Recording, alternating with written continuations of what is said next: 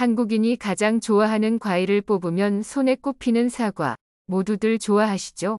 사과를 매일 하나씩 먹으면 의사가 필요 없다는 속담이 있을 정도로 유익한 과일이라고 널리 알려져 있는데요. 그런데 건강에 좋은 줄만 알고 즐겨 먹는 사과도 잘못된 방법으로 섭취하거나 서로 궁합이 맞지 않는 음식과 함께 드시면 몸에 독이 되어 여러분의 건강을 위협하고 심지어 치매까지 유발할 수 있다는 사실을 알고 계셨나요? 오늘은 사과와 함께 먹으면 독이 되는 음식과 약이 되는 음식에 대해 함께 알아보도록 하겠습니다. 사과와 함께 먹으면 독이 되는 음식은 바로 우유와 요거트, 그리고 치즈와 같은 유제품입니다. 사과를 요거트에 넣어 드시거나 우유와 함께 갈아서 주스로 드시는 분들이 많으실 텐데요. 사과를 우유나 요거트와 함께 드시면 우유 속에 부족한 비타민C를 사과가 보충해 주어서 영양적으로 좋다고 알고 계실 텐데요. 맞습니다. 하지만 나이가 들면서 소화 기능이 약해지고 특히 역류성 식도염이 있으시다면 주의하셔야 합니다.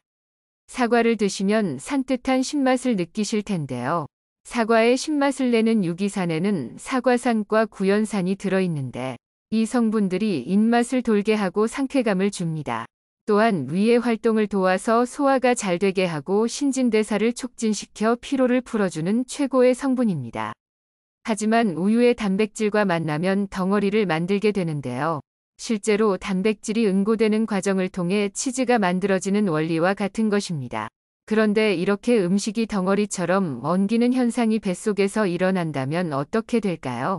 물론 소화가 힘들어지겠죠. 이런 현상이 오랜 시간 동안 장 속에서 일어난다면 만성 소화불량을 일으키고 결국 대장염과 대장암 등 큰 병을 불러오는 원인이 되는 것입니다.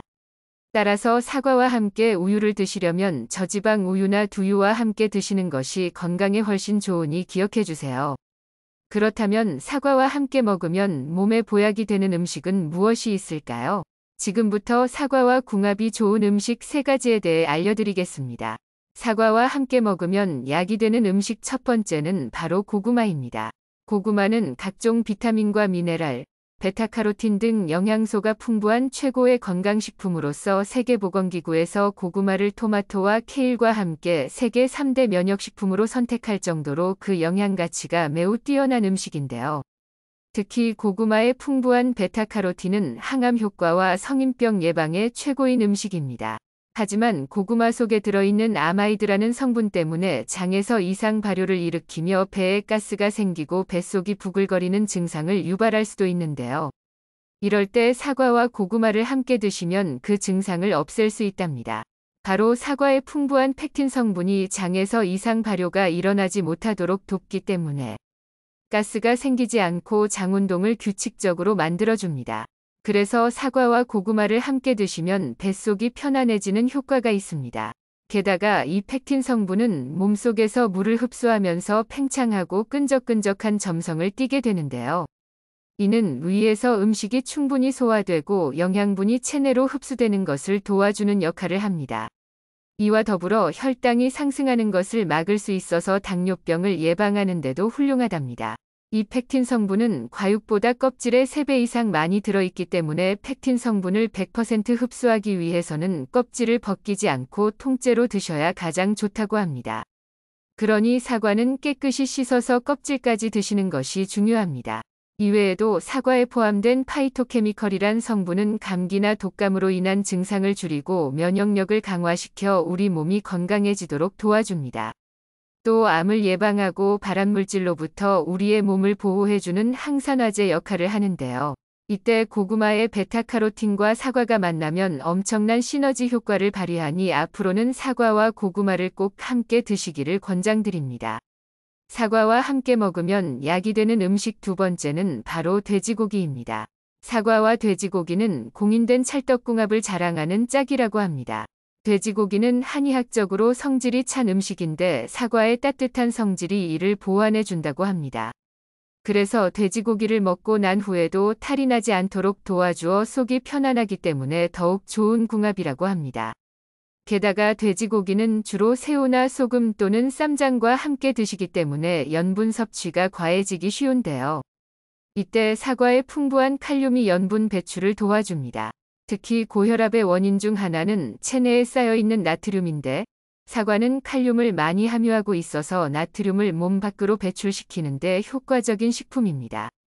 그래서 고혈압이 있는 분들의 경우 돼지고기를 사과와 함께 드시면 혈압 개선에 많은 도움이 됩니다. 또 돼지고기를 많이 섭취하면 고지혈증에 걸릴 확률이 높은데 이때 사과가 칼륨 섭취를 도와주어 성인병 예방에도 효과가 있답니다.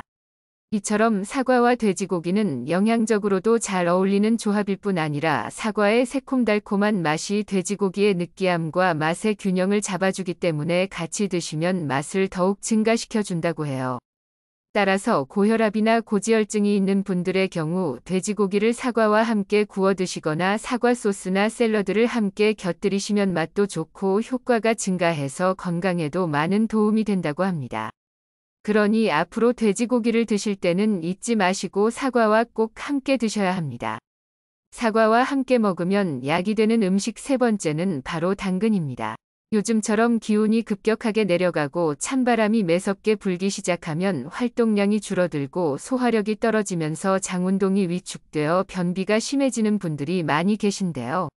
지속적인 변비는 장내 유해물질과 독소들을 체내에 퍼뜨려 치매와 뇌졸중, 심근경색까지 유발할 수 있기 때문에 우리가 생각하는 것보다 훨씬 더 심각한 질병입니다.